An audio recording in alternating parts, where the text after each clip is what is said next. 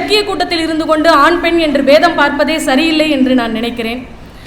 அந்த வகையில் உங்கள் அனைவருக்கும் மகளிர் தின வாழ்த்துக்களை தெரிவித்துக் கொள்கிறேன். ஏனென்றால் எல்லா பெண்களுக்குள்ளும் ஒரு பேராண்மை இருக்கிறது, எல்லா ஆண்களுக்குள்ளும் ஒரு பெண்மை இருக்கிறது. அதனால் இது எல்லோருக்குமான தினமாக நாம் கொண்டாட வேண்டும் என்ற வேண்டுகோளோடு ஒரு நல்ல நிகழ்ச்சியை ஒருங்கிணைத்திருக்கிறார்கள். ஒரு பெண்களாக இன்றைக்கு படைப்பாளிகள் எல்லோரும் பெண்களாக, பேசுபவர்கள் நூல் விமர்சனம் செய்பவர்கள் பெண்களாக, தொடங்கி வைத்த இசைப்பிரியாவிலிருந்து நிறைவு உரை வாழ்த்துறை வரைக்கும் உங்களை எல்லோரும் நாங்களே வழிநடத்துவதாக, எப்படி வாழ்க்கையில் வழிநடத்துகிறோமோ அப்படி இந்த அரங்கிலும் வழிநடத்துவதற்கு நாங்கள் முன்வந்திருக்கிறோம்.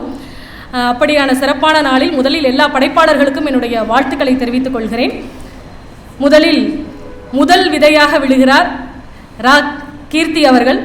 கேரளம் பாலக்காடு மாவட்டத்தில் வசித்து வருகிறார். மலையாள மொழியை தாய்மொழியாக கொண்டவர். முதுகலை தமிழ் மற்றும் பிஎட் முடித்து தற்போது தனியார் ஆங்கில பள்ளியில் தமிழாசிரியராக பணியாற்றுகிறார். 8ஆம் வகுப்பிலிருந்து கவிதை எழுத தொடங்கி பள்ளி கல்லூரிகளில் கவிதை, கதை, கட்டுரை ஆகிய போட்டிகளில் மாவட்ட அளவில் நிறைய பரிசு மற்றும் சான்றிதழ்களை பெற்றிருக்கிறார். 2024ஆம் ஆண்டு இன்டர்சோன் பேச்சு போட்டியில் பல்கலைக்கழகத்தில் முதலிடம் பிடித்திருக்கிறார். விதை, கனவு மெய்ப்பட மற்றும் பொள்ளாச்சி இலக்கிய வட்டம், தாமிய காசா, உடுமலை இலக்கிய களத்தில் நூல் விமர்சனம் மற்றும் கவிதை வாசித்திருக்கிறார். பொற்றாமரை மின்னிதழின் துணை ஆசிரியராக பணியாற்றுகிறார். அவளெனும் அடர்வனம் இவரது முதல் கவிதை தொகுப்பு. உங்களோடது பலத்த கைத்தட்டலோடு கவிஞர் ரா கீர்த்தி அவர்களை அன்போடு மேடைக்கு அழைக்கிறேன்.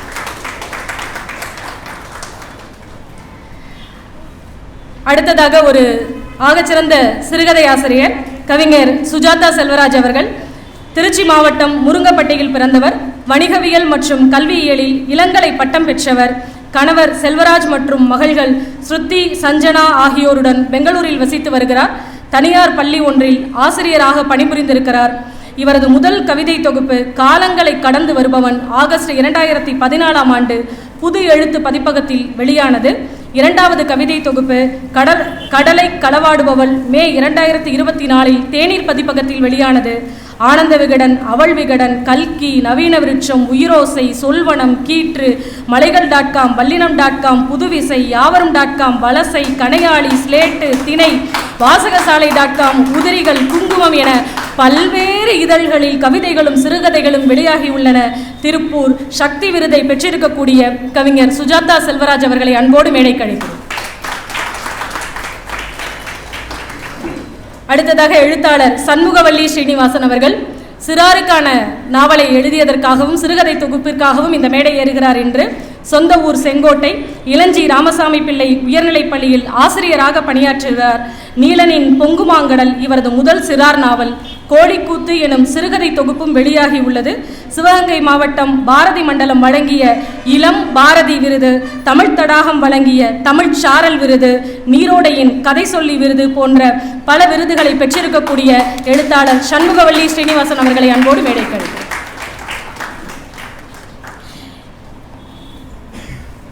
இன்று ரா கீர்த்தி எழுதிய அவளெனும் அடர்வனம் கவிதை தொகுப்பை சுடர்விழியாகிய நான் பேசவிருக்கிறேன்.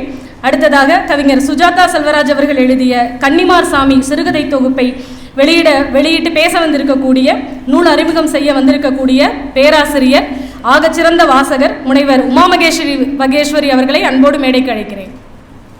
அவர்கள் வந்து கொண்டே இருக்கிறார். அடுத்ததாக சாமி எப்பவுமே லேட்டாக தான் வருமா சார்? அடுத்ததாக சண்முகவல்லி ஸ்ரீனிவாசன் அவர்கள் எழுதிய நீலனின் பொங்குமாங்கடல் சிறார் நாவலை அறிமுகம் செய்து பேசவிருக்கக்கூடிய கவிஞர் பாண்டி கோமதி அவர்களை அன்போடு மேடைக்கு அழைக்கிறோம். பாரதியார் பல்கலைக்கழக மாணவி. அடுத்ததாக கோழிக்கூத்து சிறுகதை தொகுப்பை நூலறிமுகம் செய்து பேசவிருக்கக்கூடிய முனைவர் மு அன்பரசி அவர்கள் PSGR கிருஷ்ணமால் மகளிர் கல்லூரி தமிழ்துறையின் உதவி பேராசிரியராக பணிபுரிபவர். நல்ல பேச்சாளர், தேர்ந்த வாசகர், சிந்தனையாளர். அவரையும் மேடைக்கு அழைக்கிறோம். நிகழ்ச்சி இனிதே தொடங்குகிறது. மேலும் வந்திருக்கக்கூடிய அனைவரையும் வருக வருக என வரவேற்கிறேன்.